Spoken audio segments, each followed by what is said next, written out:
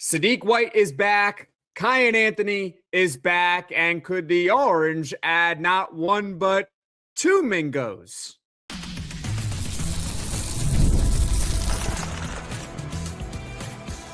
You are Locked On Syracuse, your daily podcast on the Syracuse Orange.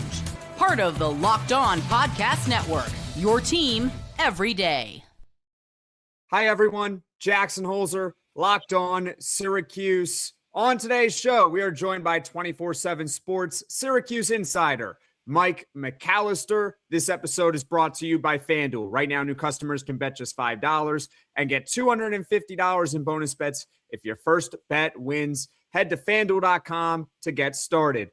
On today's show, we'll talk about another Syracuse basketball transfer portal commit from Siena. It's not Francis Falafak. It is someone else. We'll also touch on how much money Syracuse has to work with. Who are they targeting? What positions are they targeting? Could the Orange get not one, but two Mingos to join the roster next year? Find out soon. But first and foremost, Syracuse basketball retained Sadique White and Kayen Anthony officially. So let's get to it right now. Mike, thank you so much for taking the time. Sadique White, he is back with Syracuse basketball for another season. How did this all come to be? I think this was a product of, Gerry McNamara mentioned during his opening press conference and when he was on with local ESPN radio station even before that he was going to have one-on-one conversations with every player currently on the roster, go through with them what his expectations are for a player in general at the position that they play, and then talk to them about what their potential role could be.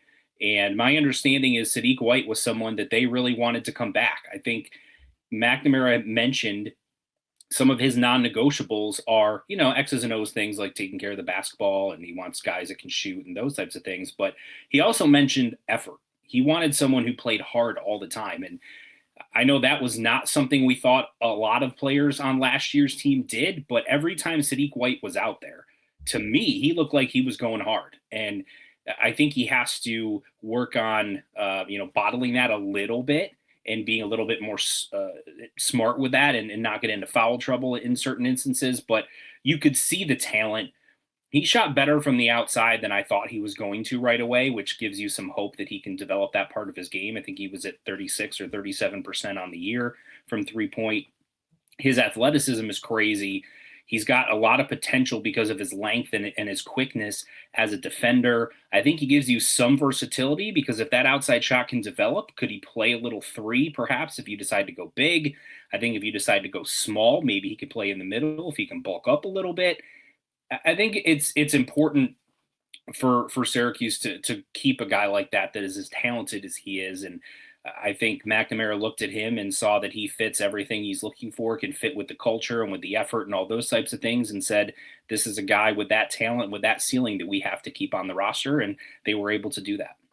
And to your point about Sadique White and his potential, last year you look at his numbers, 6 points, 3 rebounds. It doesn't jump off the page, but if you look at his per 40 numbers, which I know per 40 is not a perfect stat, but it's 16 points and 9 rebounds. He also shot nearly 55% from the field and nearly 37% from the three-point line. So Sadique White is someone who definitely has a lot of potential. So Mike, my question to you now is, how does Gerry McNamara plan to use him for next season? That's a great question. I don't think we fully know yet, and part of that may be on how he develops. But if you think about some of the great Syracuse teams, they've kind of always had that forward that seems like he's in between a 3 and a 4, but is extremely athletic, bounces off, can jump out of the gym, really good defensively because of his length, excellent in the open court. And he seems to be one of those guys. But on top of that, he's also one of those guys that's going to be a fan favorite because he's going to dive on the floor for loose balls. He's going to be hustling all over the place. And I think he's going to be someone that McNamara is going to rely on to be a defensive force for him that can guard multiple positions, and someone that he's going to look to use in transition opportunities as someone who can finish. And then as he works on his outside shot, someone that on occasion can sort of sneak out to the 3-point line and keep defenses honest as well. So I think that they're going to use him in a variety of ways, but there's no question that the talent is there. He's got a lot of potential, and I think McNamara showed that he and his staff did a really good job at Siena of maximizing the abilities of some of those players. And if they can do the same thing with someone that has his raw talent, I think the sky's the limit for him. Sadique White was one of 2 high-end 4-star high school recruits last year. He's staying with Syracuse. The other one is someone we all know, of course, Kayen Anthony. And to absolutely nobody's surprise, unless, Mike, you were surprised by this news, I don't think you were, he is staying with Syracuse. The news became official on Wednesday evening. So instead of asking you how this all came to be, because I think we all know how it came to be, he's Kayen Anthony. How does Gerry McNamara plan to use him this year, and where do you see what is his potential for next season? I think one of the most fascinating things with next year's roster is the usage of Kayen Anthony and Gavin Doty, because they look on paper like they both play shooting guard, right? And if you move one of them to the 3, you're a little bit undersized there. And we know McNamara talked about wanting to have positional size. Now, if your 4 and your 5 are on the bigger side, then maybe you can get away with that as a starting situation, or if you decide to play small against certain teams. But largely, I expect those 2 to split time, but I think you'll see them on the floor together at times as well. I think Kayen showed the ability that he's got a lot of confidence. We know that. He can play iso ball. We know that. And he's shown little flashes of being able to make passes here and there. I think the key for him is getting more comfortable handling the ball. Because if you can put the ball in his hand and he's comfortable bringing it up and maybe even running a half-court set here and there, that gives him more versatility, which gives McNamara more roster versatility. And then on top of that, we know the bloodlines, that he comes from one of the best scorers in basketball history in Carmelo Anthony. And Kayen has some of those same traits to his game. But obviously, as a freshman, there were some inconsistencies. Early, he looked like he was well beyond what people thought he was going to be right away, and then sort of regressed as the season went. Now, part of that could be role, right? Minutes being inconsistent, a couple of games not playing. But I think the key for him is if he can become more consistent as a shooter, that opens up the rest of his game, and then continue to be more comfortable handling the ball. I could see Syracuse using him somewhat as sort of a point forward, point shooting guard type of situation here and there. I could see them using him to bring the ball up the court, and then being someone that you can throw the ball to who can create his own shot. The other thing that I think he needs to work on is defensively. There were definitely times last year where he got exposed on that end of the floor. And so I'm not expecting him to all of a sudden become Gary Payton on the defensive end or a Michael Jordan on the defensive end. I'm just expecting him to be competent down there. And if he can bring his offensive game along, at least get to kind of an average level defensively, now I think you've got a well-rounded player that can make an impact for you. Syracuse retains Sadique White and Kayen Anthony, both of their prize recruits in last year's high school recruiting class. So Gerry McNamara off to a good start, also adding Gavin Doty and one other player we'll talk about later on in the show as well from the transfer portal. Now, coming up here on Locked On Syracuse, could the Orange add 2 Mingos to the roster? We'll explain more next on Locked On Syracuse. The NBA playoffs are almost here, and every possession matters. Every matchup is magnified, and every game can swing the postseason standings and can even swing a series once we get there. And right now, FanDuel is giving new customers a great way to get in on the action. Here's what I like about it. You can bet just $5 and get $250 in bonus bets if your first bet wins. The app makes it easy to follow the action with player stats, trends, and matchups all in one place. And during the playoffs, the extra insight really matters when you're looking at stars, role players, and key moments. It just makes the entire playoff experience more engaging from start to finish. Head to FanDuel.com to get started. FanDuel, play your game. Hey, Locked On Syracuse fans, you can get Locked On Syracuse ad-free with the Everydayer Club, plus members-only Discord access. You can join with the link in the description below. Jackson Holzer, Locked On Syracuse. That is Mike McAllister, publisher for Syracuse over on 24/7 Sports. Let's talk about the Mingos, Mike. And I got a confession to make. I really just like saying the Mingos. I just think it sounds cool. I don't know. Every time you say that, all I think of is the Mingo ate your. I know it's Dingo, but the Mingos ate your baby, and for no other reason than to be able to say that to opposing fans, Syracuse needs to get the Mingos. Absolutely, I'm definitely right there with you. Okay, so what do we mean by this? So Penn State guard Kayden Mingo, he entered the transfer portal. He's got a brother, Dylan Mingo, who is a 5-star guard currently committed to North Carolina. Let's start with Kayden Mingo. Why is Syracuse being linked to him? Because Jamal Brunt, who they just officially announced on Wednesday as joining the Syracuse coaching staff, was one of the assistant coaches that was heavily involved in recruiting him to Penn State. He's the highest ranked recruit Penn State basketball has ever gotten, and had a really good year as a freshman with like 13 points and 3 or 4 assists a game, something like that. Struggled as an outside shooter, though, which is, kind of the question mark with him. I think he was at 24% as a 3-point shooter last year. Not great, but he's unbelievably talented, was a top 35 overall prospect in his recruiting class. But it's that connection to Jamal Brunt that is why some people are thinking Syracuse could be a potential destination. Got it. So now let's move on to his brother, Dylan Mingo. He is currently committed to North Carolina. At the time of this recording, he has not decommitted. And yes, I do hope I'm jinxing it. I would very much like him to decommit. That would be very cool. That would be very exciting. The reason why it's even a topic of conversation is because, well, North Carolina, for those that don't know, they have a brand new head coach. And sometimes weird things can happen when you hire a new coach. So with that said, he is obviously the brother to Kayden Mingo, and we know the link now with Syracuse. So what is the deal exactly with Dylan Mingo? Is he going to stay with North Carolina? Is he looking to maybe follow his brother? Is he going to go somewhere else? What exactly is the situation here? Well, it's funny because Penn State fans, I think, had in their mind that they'd be able to potentially flip Dylan to have him join his brother Kayden in Happy Valley and have 2 of the highest ranked recruits that they've ever had on the team at the same time and sort of rejuvenate that basketball program. And so when he entered the portal, that kind of deflated those options, it would seem. I think it's probably more likely that they decide to join forces at North Carolina, but that's not necessarily a guarantee either. So his status is very much up in the air. I've been trying to figure out exactly what's going on with him. I've been doing a lot of searching online. Doesn't seem that a lot of people know what's going on with him.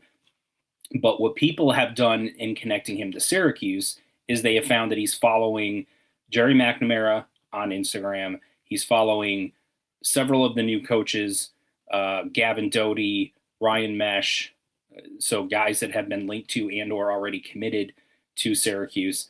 And so obviously everyone knows Syracuse needs a point guard. You've got a 5-star point guard who's got a coaching change at the school he was committed to. He hasn't signed yet because the late signing period actually starts. I can't remember the exact date, but a few days from when we're recording this.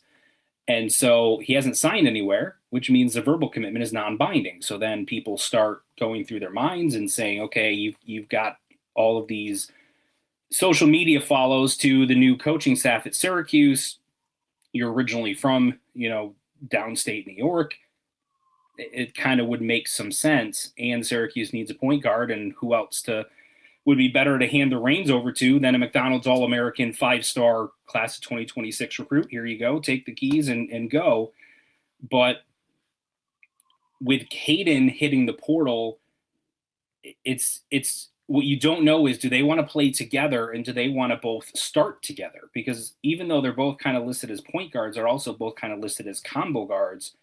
Syracuse doesn't have the ability to offer that.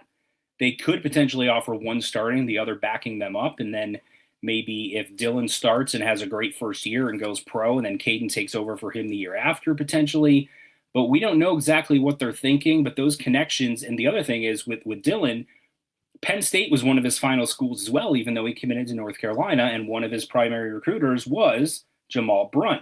So there's established relationship with both of those brothers, and I think that's why some people are wondering if Syracuse is one of the teams to look out for. Just to clarify with you all, ladies and gentlemen, National Signing Day for college basketball, assuming the internet is correct, is April 15th. So it is about a week from now. So still has yet to put pen to paper. So cross our fingers and hope that it eventually happens. And one other thing to mention, they all went to the same high school as Kayen Anthony. So that is another reason why that all these guys are being linked to Syracuse. And my goodness, wouldn't that be something if they can land both Kayden and Dylan Mingo? But let's move on to someone who is actually committed to Syracuse basketball, and that is Tasman Goodrick. He is the second Syracuse basketball transfer portal edition. 6'10", 235 pounds. He is a forward or center from Siena. He's got 2 more years of eligibility remaining. Last year, I'm going to round up and round down, 10 points, 7 rebounds in 9 games played. So, Mike, what exactly is his role for next season? That's a great question, and I think probably depends on what they do in the transfer portal moving forward. Now, my gut reaction is he would be a terrific backup center and someone that you can play, 20 or so minutes a game, 15, 20 minutes a game, depending on how things are and who your starter is. And I think you feel like you have really good depth at the center spot if he's your backup. So keep in mind, Siena made the run that they did at the end of the year, won the MAC tournament, gave Duke all they could handle. And Goodrick was supposed to be the starting center for them. And he was for the first 9 games of the season. And then he gets hurt, doesn't play the rest of the year. And Siena had to adjust and had to play Riley Mulvey as their starting center. And they didn't really have a backup beyond that. So the fact that he was the starter came from a Division II school where he was number 2 in the nation at the Division II level in double-doubles. Started out his time at Siena averaging about 10 points, 7 rebounds in just about 20 minutes a game. So it's not like he's playing 35. He's playing about 20 and still putting up decent numbers. Decent rim protector, I think has some potential as an offensive player that can kind of hit a mid-range a little bit, step outside to the 3 on occasion. There's potential there. I just would question if he's the guy that you're expecting to be the primary starter. Now, I could be dead wrong on that, and he could end up coming in and just being a terrific player, and I would look like an idiot, and that's fine, and I'd be totally okay with that. But just my opinion from what I know, and again, I haven't seen a ton of him, but I'm looking at him, my personal expectation for his role is someone that can be a really good backup for you. If you have someone that gets into foul trouble, you need him to play extended minutes in a certain game, or even if someone goes down with an injury, you need him to fill in for a few games while that guy rests, that he would be a really good piece for you. And again, someone that was at Siena with Gerry McNamara, knows the culture, knows what they're trying to do, has worked with those assistant coaches, the big man coach, Arinze Onuaku, and was playing really well before he got hurt. So I do think that there's upside there. There's talent there. And again, if he's your backup, I think as a Syracuse fan, you should feel pretty good that you've done a nice job in the transfer portal at the center position. I'm right there with you. I think that was my initial reaction. I think that he is going to be a backup center for Syracuse, and we'll talk about it soon on this show, that they could be after some other centers in the portal. And I don't think that this signing would prevent them from going out and getting some of those more big ticket center items. But last question here before we move on. They've already taken 2 Siena basketball players, Davin Doty and now Tasman Goodrick. How many more do you think that they're going to take? Because I'm not one of these people, but there are some out there that are worried that Syracuse is going to become the Syracuse Saints. So what's your prediction? How many more do you think they're going to take from Siena? 1. I think you got 1 more. If you're talking about current Siena players, now, that doesn't include class of 2026 recruits that were previously committed to Siena, most notably Ryan Mesh, the 4-star point guard originally from Chittenango, New York. But just players that were on Siena's roster last season transferring to Syracuse. The guy that I'm looking at is Francis Folafak. He was a freshman last year, was on the MAC All-Rookie team, 6'7", 6'8", tank of a power forward, has some of that old school back to the basket type of game to him very physical inside, but also we saw in the game against Duke, not afraid to step outside. He was 2 for 4 from 3 in that game. It was the first time all season he had made more than 1 3-pointer in a game. So that was encouraging to see that he could potentially add that to his game.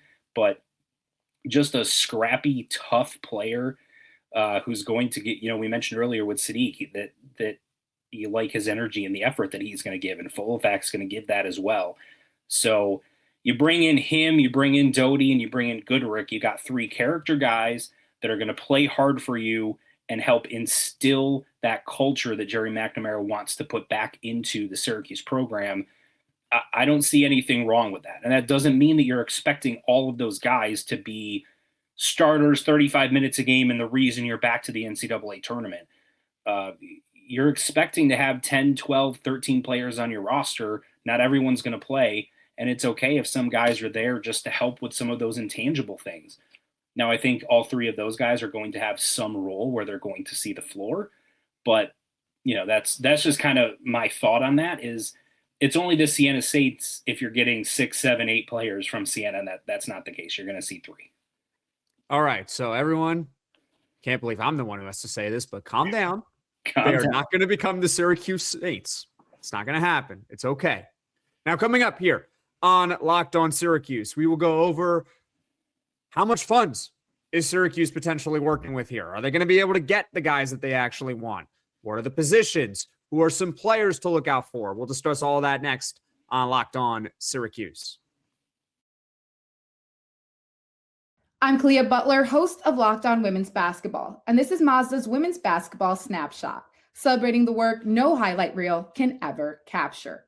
UCLA made history by winning its first NCAA Women's Basketball National Championship, dominating South Carolina 79-51. The Bruins controlled the game from start to finish with elite defense and balanced scoring, finishing the season 37-1. Star center Lauren Betts was named Most Outstanding Player, leading a team effort that capped a 31-game winning streak. Under head coach Corey Close, UCLA secured a landmark title that has been decades in the making. These moments are earned off the clock, those long before the lights ever come on. The sweat, the fakes, the doubt, the scrapes, I'm coming back for more every time. Mazda puts that same drive into every detail. Wins define the moment. Putting in the work, that defines you. There's more to a Mazda because there's more to you. Locked On Syracuse, I'm Jackson Holzer. That's Mike McAllister, publisher for Syracuse over on 24/7 Sports. Let's talk about Syracuse basketball transfer portal needs, players that they could be targeting in the portal, but first and foremost, the funding, because that is obviously very important. You need money in order to get the players that you want. And so in the case of Syracuse, based on your understanding, how much is Syracuse working with here? Not necessarily a dollar figure, but relative to the rest of college basketball, where does Syracuse sit right now? I'll start by saying I hate that we have to have this discussion. I'll be old man on the porch for a minute and just say that I hate it. But that said, I know that there were some reports, kind of a couple of different reports that I've seen, right? One was somewhere in the $9 to $10 million range. And then there was another report that said McNamara was told he would have top third of the ACC money, which probably means this year because costs have risen from prior years. The market has increased. You're probably talking 12 million or so that you would need to have in order to get to be top third of the ACC. Now, it's one thing to have that kind of money, but you and I were talking off the air about resource allocation. And you can have all the money you want. Look at Kentucky last year. I think they were number 1 in the country in how much they spent. And they were a decent team. They were a tournament team, but they were by no means an actual Final Four title contender type of team, which if you're spending the kind of money that they were, you would expect to be. So I'm going to guess that Syracuse is somewhere around that 10 to 12 million range, but I think we'll also find out based on who they get. Now, they've been linked to some big names in the portal, and if they are legitimately involved with those players, they have to be able to have the funds that would allow you to have a real shot with those players, which would suggest that 10, 12, et cetera, million dollar amount is probably pretty accurate. To your point about Kentucky and resource allocation, now they're going after Donnie Freeman and potentially Nate George as well. Where have I seen that before?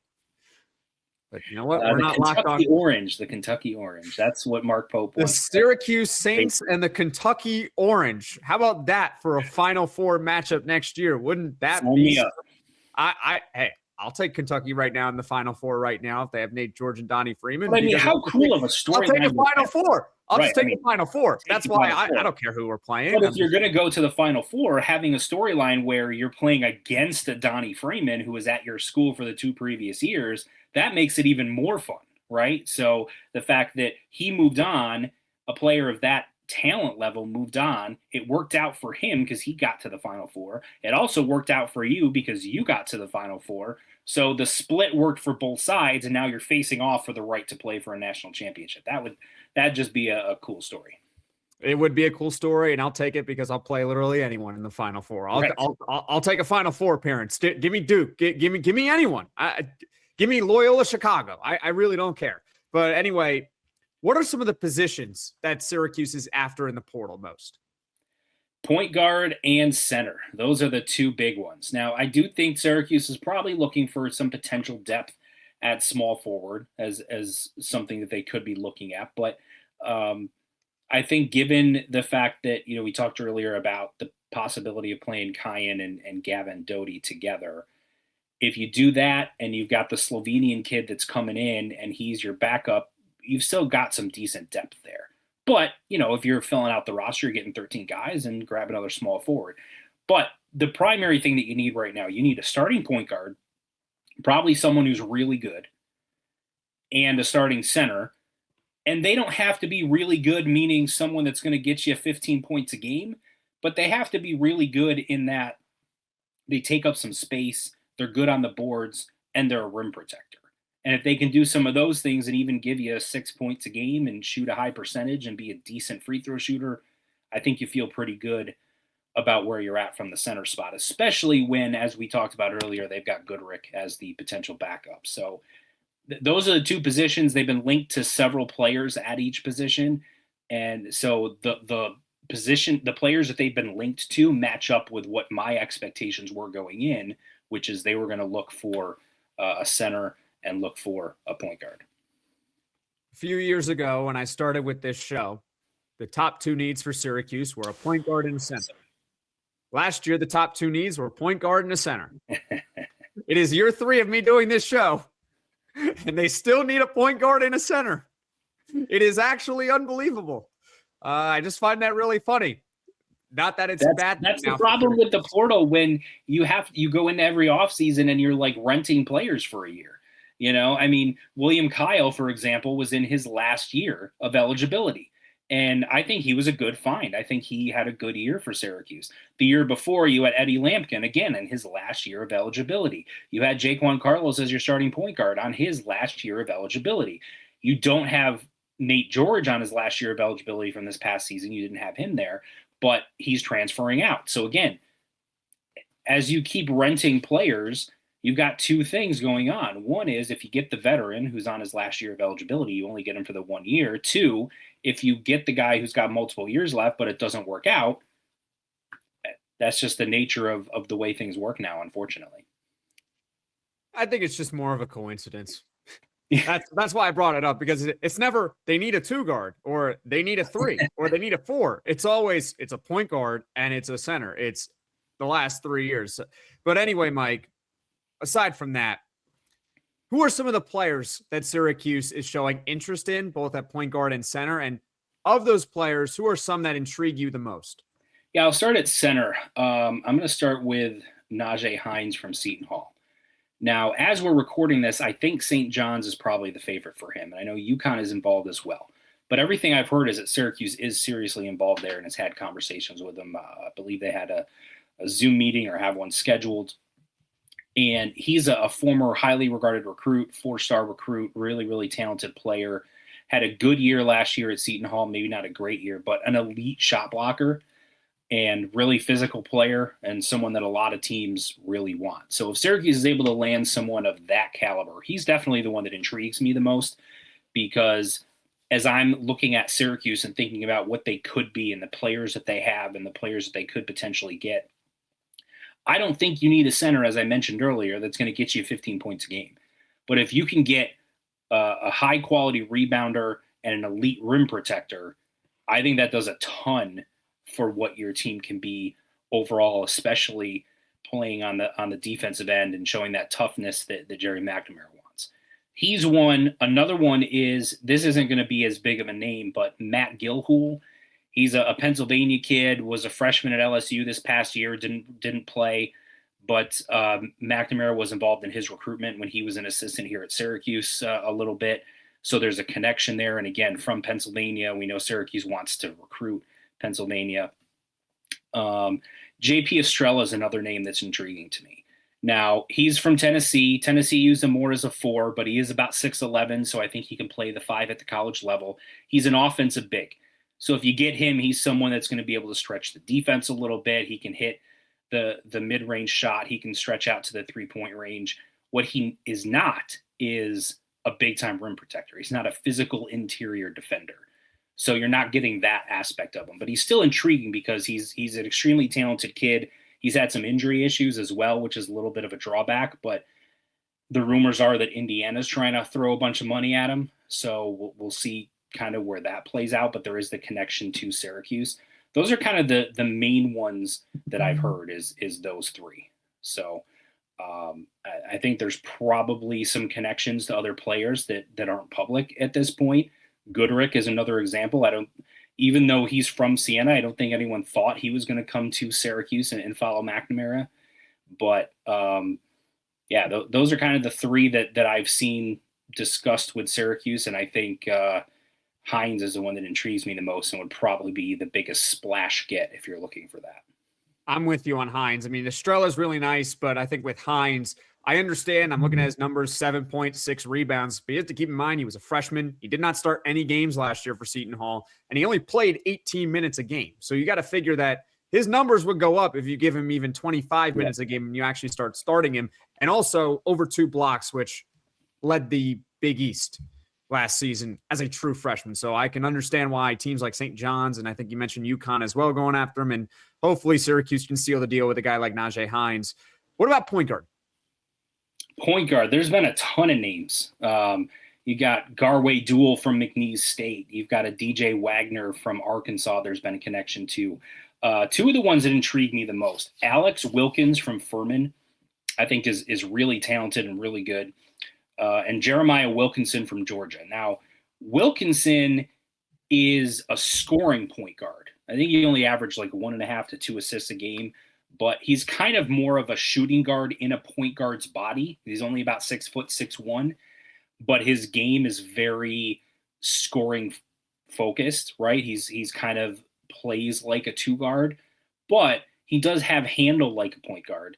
You just didn't see him a ton at Georgia, kind of running half court sets and things of that nature. So there's a little risk reward there, but he's very talented. He's a great scorer. He can create his own shot, take guys off the dribble. So he's very intriguing as well. Kobe Garland from San Jose State is another name that I've seen connected. And then there was a report today that Syracuse had been in contact with Del Jones, who was an all-Big South selection, I should say, and averaged about 17 points and 4 assists per game at Radford last year. So there's a bunch of point guards that Syracuse has been connected to in some capacity. And of course, we mentioned the Mingos earlier. So it's very clear that they want a big time point guard running the show at Syracuse. I still think that, I think that Wilkinson is probably the one that intrigues me the most, but I think the most intriguing option of them all is what we talked about earlier, getting the Mingos. I think that would be really cool. And not just because of their name, but because they're really talented players. Kayden Mingo was really good last year at Penn State. Dylan Mingo is a top 10 player in the nation coming in from high school this year. Let's move on to general manager here very quickly. So Gerry McNamara, he has stated that he's going to hire a GM. Correct me if I'm wrong, but it is not public information yet regarding who the GM actually is or if they even have a GM. So Mike, based on what you know, what is the latest regarding Syracuse's search for a GM? They're still looking for one. That's about all we know. That's what we, with the knowledge that we have, that's all we can say. It's entirely possible that they do have someone and haven't announced it, but it would seem odd that a name hasn't leaked at all yet. Now, when McNamara said during his introductory press conference what he was looking for, he was describing someone with NBA experience and scouting experience and also grassroots, AAU potential experience and college experience. He seemed to be describing someone with a resume similar to a Mike Hopkins. But we know that Hopkins was linked to the Siena head coaching job for a little bit, and we haven't really heard much from him since. It seems like it would be a step down to go from NBA assistant coach to college general manager, but we don't know where he is in terms of his headspace. He's also with the New Orleans Pelicans, who haven't been really good in a couple of years. They're tied to Zion Williamson, who can't seem to stay healthy, and they haven't been able to put a good team around him when he has been. So is he looking at that situation as something that's a bit unstable and is saying, I don't know how much longer I want to be working in basketball, maybe only 5 to 10 years, and then I want to retire and just spend time with my family? If he's of that mindset, maybe he says, let me go spend the next few years of my career being a GM at the school that is my alma mater, that I spent decades coaching at, and had just hired someone that I mentored and is a good friend of mine as the new head coach. I could see a scenario where he says, let me go do that for a little bit, see where we're at in a few years, and then if I decide I want to try to get a head coaching job somewhere as one last hurrah, then I'll take that opportunity. But other than him deciding he wants to do that, logically taking the step from NBA assistant to college GM doesn't seem to make a ton of sense. But that's really the only name that I'm aware of that would seem to fit the description that McNamara said. It was the first name that popped into my mind when he was describing what he wanted. So we don't know. We're still waiting. I have to imagine that they have somebody in some capacity that's doing work behind the scenes that we just don't know of yet. Because the other thing is, McNamara was specifically asked, you haven't named any of your coaches yet. We don't know who's supposed to be on your staff. Are you guys kind of behind other teams because you don't have that and it's just you? And he said, we're not behind. Everyone's working. We're hitting the ground running, blah, blah, blah. That would seem to suggest that they kind of knew who everyone was going to be. And it sounded like he knew who his full staff was going to be. So that would lead me to believe that they know who their GM is. We just haven't seen that publicly yet. It just does seem a little bit odd that something hasn't leaked from someone to give us a hint as to who that could be. So the GM remains a mystery. Who knows? Maybe the GM is currently on the screen right now. Maybe it's one of us. Who we don't know. There's no way to prove it right now. Just saying. I haven't turned down the job, I'll tell you that. I haven't turned it down either. I didn't pull off a Brian Hodgson. I haven't turned it down. Was it offered? Who knows? But anyway, Mike, anything else you'd like to add? Just that I'm encouraged by what I've heard so far as who they're after and some of the players that they've got so far. And I think it's important to remember to not overreact to an individual player committing, signing, heading elsewhere, etc. Wait and see who they end up getting at the end of the day, because it's also entirely possible that they've been linked to all these names that we know about, that there's several that we don't, that they're talking about that they really like that could end up paying dividends down the road. Fair enough. And Mike, where can people find you on social media? You can find me at McAllister Mike1 on Twitter. I am Mike_McAllister on Instagram. You can find my website's Twitter handle is at Syracuse on 247 on Twitter, Instagram, and Facebook. And then, of course, you can find me on the web at CuseNation.com. Awesome, Mike. Thank you all so much for tuning in to Locked On Syracuse. Make sure you follow and subscribe to Locked On Syracuse so you can get all the latest episodes. And hey, if you never miss an episode, the Everydayer Club is built for you. You can get Locked On Syracuse ad-free, plus members-only Discord access and more. you can head to the link in the description below. For now, ladies and gentlemen, thank you all so much for watching. Thank you all so much for listening. Please go hit that like button, hit that subscribe button if you really enjoy the podcast. We will see you all again soon.